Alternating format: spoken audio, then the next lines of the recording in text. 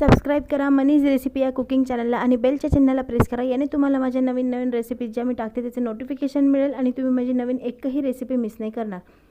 तर आज इथे मी तुम्हाला चायनीज पकोड्याची चटणी कशी बनवायची घरीच ते इथे दाखवणार आहे आणि सेम टू सेम बाहेरच्या सारखीच ही चटणी लागते. यापूर्वी मी चायनीज पकोड्याची रेसिपी टाकलेली आहे. मला कमेंट आली होती चटणी टाकायची, त्यासाठी चटणीची ही रेसिपी मी टाकणार आहे. खूप सोपी आहे आणि कमी सामानांमध्ये ही रेसिपी बनते. तर रेसिपी आपण चालू करूया. त्यासाठी साहित्य काय लागतं ते बघून घ्या. मिरची इथे भिजू घातली होती. तुम्ही बेडगी किंवा काश्मीरी लाल मिरची वापरू शकता, कमी तिखट जी असेल ती. तर याला भिजू घालायचं आहे अर्धा एक तास तरी कमीत कमी, किंवा 15-20 मिनटं. आणि हिरव्या मिरच्या पण त्याच्यासोबत घेणार आहे. तिखट जर नसेल तुम्हाला घालायचं तर लाल मिरचीचं तुम्ही करू शकता.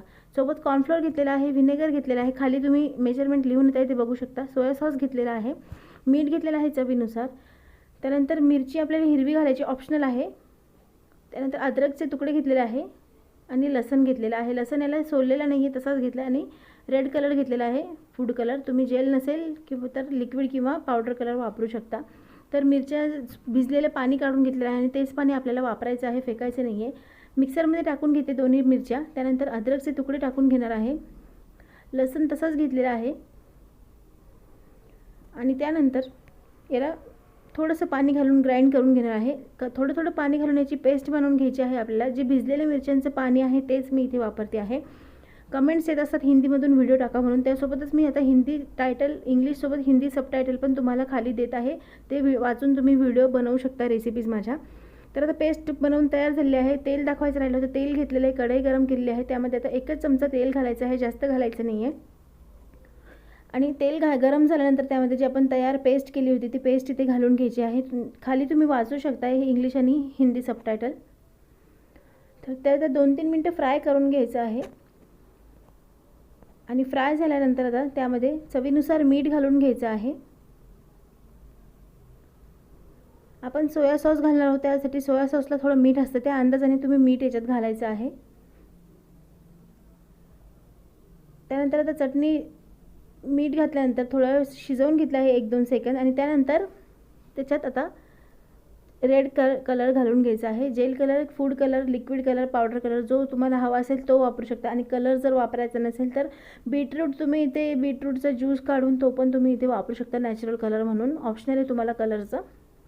तर आता कलर घालून याला नीट मिक्स करून घेतलेला आहे. त्यानंतर यामध्ये आता सोया सॉस घालून घ्यायचा आहे 1 चमचा आणि व्हिनेगर घालून घ्यायचं आहे. आणि याला एकदा नीट मिक्स करून घ्यायचं आहे परत. आणि जे मिक्सरचं भांडं होतं त्यामध्येच पाणी घालून घेतलेलं आहे मी आणि 1 कप पाणी इथे ॲड करणार आहे.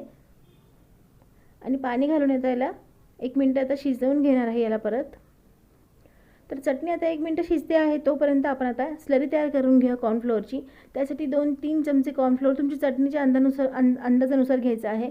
आणि कमी जास्त झालं तर चालतं, आपण नंतर त्याच्यात घट्ट झालं तर पाणी ॲड करू शकतो. चटणीला घट्टपण येण्यासाठी हे आपल्याला टाकायचं आहे. तर कॉर्नफ्लोअरमध्ये पाणी टाकून याची स्लरी करून घेतलेली आहे, घोळ करून घेतलेला आहे तयार. आणि चटणीला आता उकळी फुटलेली आहे. उकळी फुटल्यानंतरच आपल्याला हे कॉर्नफ्लोअरचं पाणी घालून घ्यायचं आहे, स्लरी घालून घ्यायची आहे आणि मिक्स करून घ्यायचं आहे. कॉर्नफ्लोअर घातल्यानंतर चटणीचा रंग पांढरा पडतो, पण नंतर नॅचरल कलर त्याला शिजल्यानंतर परत ते पीठ कॉर्नफ्लोअरचा जे पिठाळपणा असतो तो शिजल्यानंतर त्याला नॅचरल परत कलर जो आहे तो येऊन जातो परत. तर आता अशा प्रकारे चटणी घट्ट झालेली तुम्हाला दिसत असेल आणि रंग पण चटणीला परत तसाच आलेला आहे जसा आपण पहिला आलेला होता.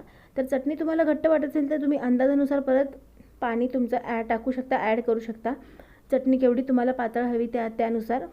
आणि परत चटणी तुम्ही मग शिजवून घेऊ शकता. आणि ही चटणी तुम्ही स्टोअर करू शकता 8 ते 10 दिवस फ्रीजमध्ये. तर पकोड्याची चटणी बनवून तयार आहे. यासोबत तुम्ही याच्याशी चायनीज भेळ किंवा चायनीज पकोड्यावर खाऊ शकता, भेळ बनवून खाऊ शकता, तसेच सॅलडमध्ये वापरायचे असेल तर वापरू शकता. रेसिपी आवडली असेल तर रेसिपीला नक्की लाईक करा, कमेंट करा, शेअर करा आणि सोबतच मनीज रेसिपी या मराठी कुकिंग चॅनलला सबस्क्राईब करायला विसरू नका. तोपर्यंत भेटूया पुढच्या एक छानशा अशा नवीन वेगळ्या रेसिपीसोबत. Bye bye.